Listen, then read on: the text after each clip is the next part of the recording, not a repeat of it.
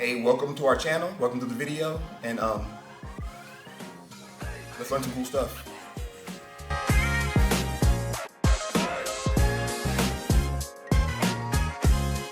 So last week we talked about standing up to get out, and one thing I mentioned last week is like for me, I'm either going to be posturing right to get out, posturing up to get out, or I'm going to stand up to get out. So today we're gonna posture up, but some of the details I'm going to show you guys today is actually applicable. That's a good word, right? Applicable to what we did last week. Again, you guys, I want to be. Okay, so I want to be on my knees, on my toes, right? Just making sure I'm keeping my posture. I don't want my partner breaking me down. So we're gonna get control of an arm again, whatever one we want.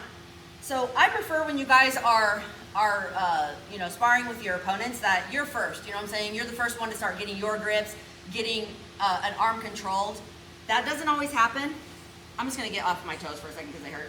But one thing that can happen is if they grab, right? If they get a grip, we can break that grip, okay? So when we break it though, you guys, and normally I would be on my toes, we could just get two hands on the wrist, just like this. And the cool thing about breaking grips when I have nothing behind me is I can actually use my body too. There's nothing behind me to stop me from actually using my strength of my arms and my body. So I'm gonna get two hands on the wrist, and look, I'm gonna pop it, and then I'm gonna immediately pin it. Now, you guys, when I go to pin it on my partner, I want to pin at nipple level.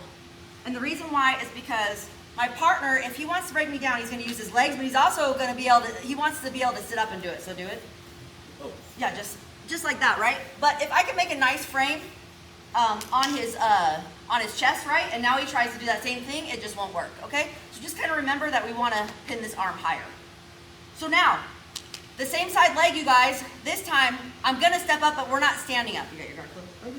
Okay, so when I step up, right, I'm just bringing my leg, like even with his hips, but I don't want to be stepping too close to my partner, and I'm not trying to have my leg really far away, right? And I need a distance, my foot needs to be a certain distance so I can turn my knee in and pinch his hip. And what that's doing, you guys, when I turn my knee in and pinch, look how his body starts to twist. And he's just like, it's starting to do, it makes his hips weak, and it's starting to put a lot of tension on his guard, where he feels like it should open. You guys are gonna feel it on your ankles when they step up. When you step up and pinch correctly, you're gonna feel it. You'll guys know it's like. So again, you guys, since most of you guys were here last week anyways, whether we break it or whether we get to our grip, and I'm not worrying about sleeves this time, you guys. For this one, we don't have to worry about a sleeve grip like we did last week. We can just go ahead and pin with our hands. You know what I'm saying? Pin their wrist with our hands. So now I'm gonna step up, and look how I'm keeping my posture up. Not stepping too far, not stepping too close. And look, I'm making sure my arms are super stiff, and I'm pinching my knee into his hip. I'm not twisting my whole body, right? I'm just looking to get that pinch to make his hips out of line, make him weak, and put some stress on his guard. And we'll stop right here.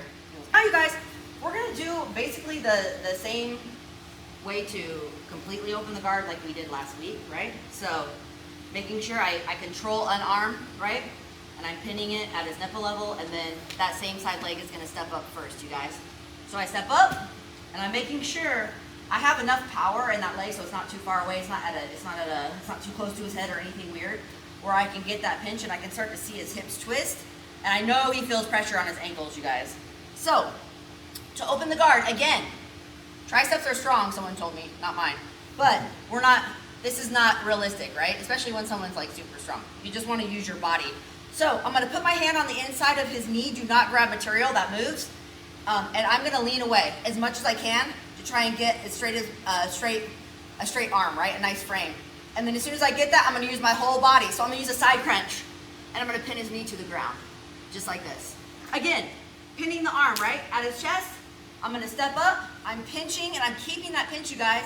Hand on the inside, I lean away, and I bring that knee down. Now from here, you guys, I'm putting my weight on my hands for this moment to bring my leg that's closest to his leg that I'm pinning, right? I'm gonna bring my shin over his thigh.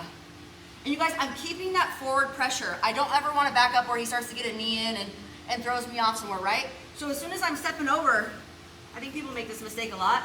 They'll go like this, but they're like, you know, kind of hanging up, or yeah, you know what I'm saying? So when I'm bringing it over, I'm crowding my partner. I'm getting in front of this leg. I want to. I need to make sure I do. Now, for our underhook, you guys, what I need to do is I'm just gonna take with my hands on his wrist, right? I'm just gonna turn that out and then reach under to get my underhook, and we're gonna get a crossface. Turn a little bit this way. So when we do this pass, you guys, this leg is still super important to stay really high. I want my partner's knee above his hip. That makes his knees really weak. If it's way down here, he has options to push, maybe make some space, right? So I keep that leg where it is and just make sure that I'm constantly driving it up and keeping his knee above his hip. So when we get here, you guys, super easy. We're actually gonna go to mount because I find mount to be superior and Y pass and then go to mount. So as long as I'm keeping this nice crossface right here, you guys, what I'm gonna do is I'm gonna bring my knee inside, if you guys can see. And then I get like double butterfly hooks on the inside. I'll just slap my feet laces down and bring them in. So however I get the grip, I break it, or I happen to win the grip fighting it from the beginning, right? Step up, pinch inside. Look, I lean away, use my whole body, bring my shin over. Turn that out, underhook, crossface. Now you guys, I'm putting my head on the other side of his head because I don't want him to be able to turn this way or throw me off this way, right? So that crossface is super important. I bring my head to this side. Look, I'm tripoding up. I'm just able to reach. As long as I can get my leg in, we're perfect. I'll put my knees down, slap my toe, like slap my laces down, slide them in, and then from here, you guys can let go or not of the crossface, and then here in mount. When I personally go to mount, and this, remember, there's millions of ways to do shit, right? Which way you want? I'm gonna get to this sheet. Oh, hey. No, bring it up. Okay, guys, so as I'm going for this, the trick of me going to mount, right, is my crossface is stopping him from being able to turn this way, and my head is stopping him from being able to turn it the other way, so it's keeping him flat. So it makes it really quite. And then the shoulder. And then the shoulder, right? He was talking about how if he says, would you say close your jaw? Close their mouth. Yeah, close their mouth, right? I'm not gonna do that to Gerald, but yes, if I get under here and close his mouth, it's even better, right? And we'll get as tight as a grip as we can. Because now, if I can stop him from turning either way, it's so much easier for me to go ahead and get to my mounted position, right? So when I get there, one thing that I like to do is as soon as I get to my mount, I actually will let go of my grip and I get my weight off to the side away from his crossface. Here's why. Because when I'm crossfacing him, it's hard for him to turn that way anyways, but he can go ahead and try. It doesn't, even if I'm not cross-facing him, but because my weight's over here, right? And if he tries to roll me this way, no way, because I have posts, right? So I always want to make sure that when I get to mount, my weight's on one side or the other, so I can stop them from being able to roll me either way.